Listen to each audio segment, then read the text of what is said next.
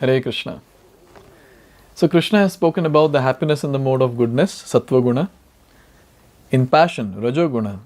Now he is going to elaborate on the happiness in the mode of ignorance or Tamoguna in Shloka number 39. Yad agre chanubandhe cha sukham mohanam atmanah Nidra lasya pramadotham tattamasam udaritam. So here Krishna is saying that tat sukham, that happiness, which is mohanam atmanah, which is blind to self-realization, which is yad agre cha anubandhe cha nidra alasya pramadotham, which is delusion from agre and anubandha, that is from start to end, which arises from what? Nidra, that is sleep, alasya, laziness, and pramada, illusion or inattention. Tat tamasam udaritam. Such happiness is said to be in the nature of mode of ignorance. Let's connect the three modes of material nature, the happiness in three modes of material nature. Happiness in the mode of goodness. Initially poison, at the end nectar. Passion, initially nectar, towards the end poison. And when it comes to ignorance, initially poison, at the end also poison. And throughout in between also poison. So we understand the mode of ignorance, the happiness that is derived is poison at start, in the middle, at the end, throughout. There is nothing that the person is actually relishing. But then still, mode of ignorance people will go through all this and will naturally opt for those activities. Those are poisonous at start, at the end, in between, and so on and so forth.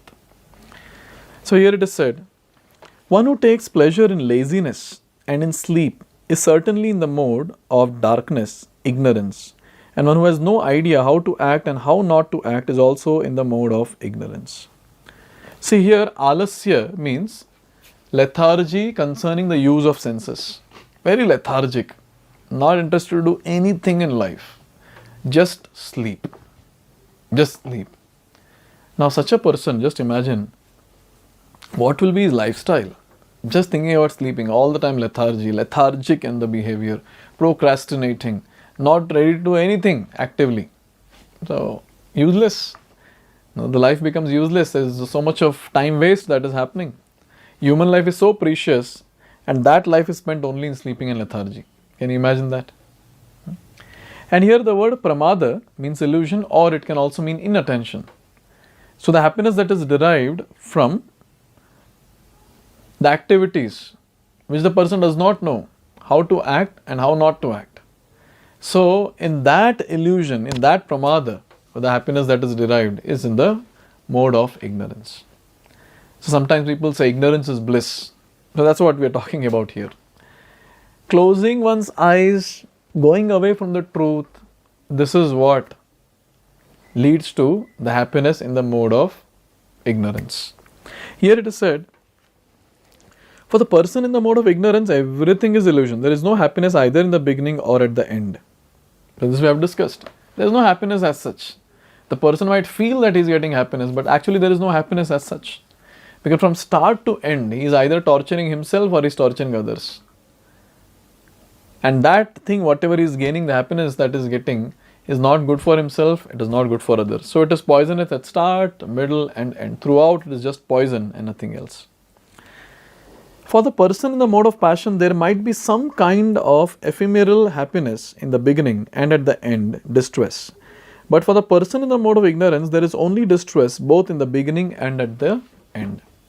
So both at the beginning and the end, the person just has distress and nothing else. And nothing else. So this is a very important thing to note, that all those activities which we are doing, which are neither beneficial at start, are neither beneficial to others or to us towards the end. So beginning, end and in middle, if it is not beneficial, we need to understand that This is in mode of ignorance. So when we say beneficial, we're talking about benefit in terms of advancing in Krishna consciousness.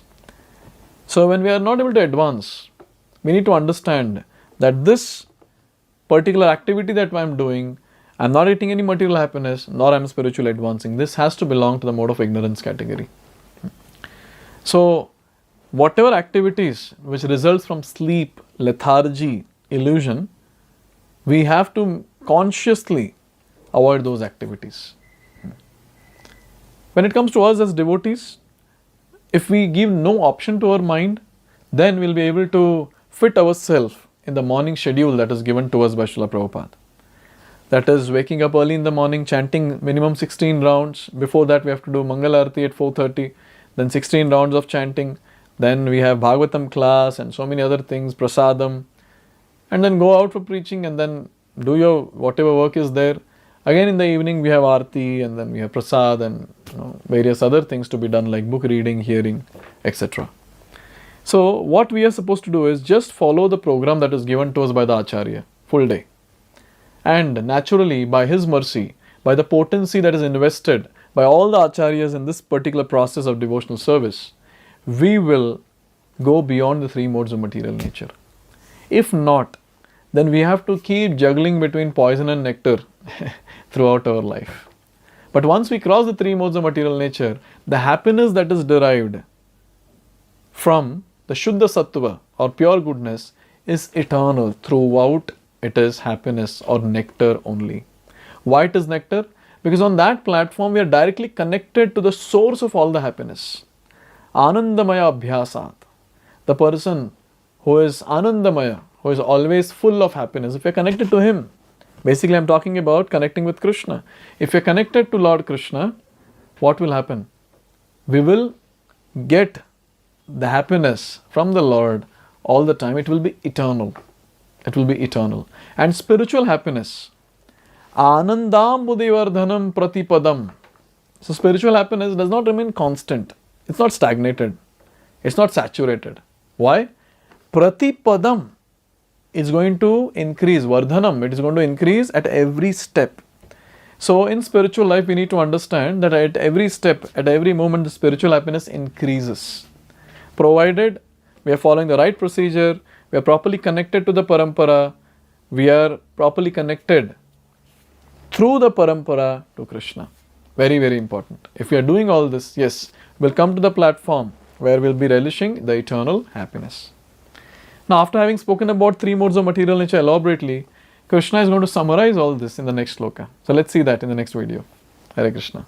Hare Krishna, Hare Krishna, Krishna Krishna.